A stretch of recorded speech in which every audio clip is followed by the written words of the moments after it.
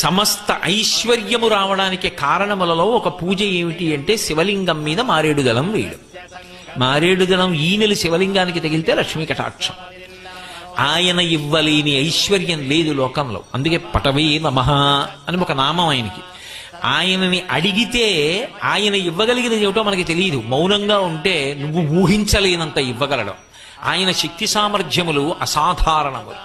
ఒకానొకప్పుడు ఉపమన్యువు అని మహాభారతంలో తల్లి దగ్గరికి వెళ్ళి, అమ్మా పిల్లలందరూ పాలు తాగుతున్నారు, నాకు పాలు ఇయ్యి అన్నాడు. పాపం ఆవిడ పేదరాలు, పిండి కలిపి నీళ్ళు ఇచ్చింది.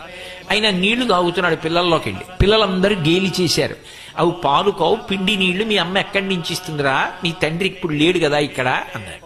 ఆయన పరిగెత్తుకు వెళ్ళి అడిగాడు, అమ్మ నాన్నగారు ఏరమ్మా, పిండి నీళ్ళుట కదా, పాలు కావుట కదా అన్నాడు. ఆవిడంది విసిగిపోయి, తండ్రి లేకపోవడం ఏమిట్రా, శంకరుడు నీ తండ్రి.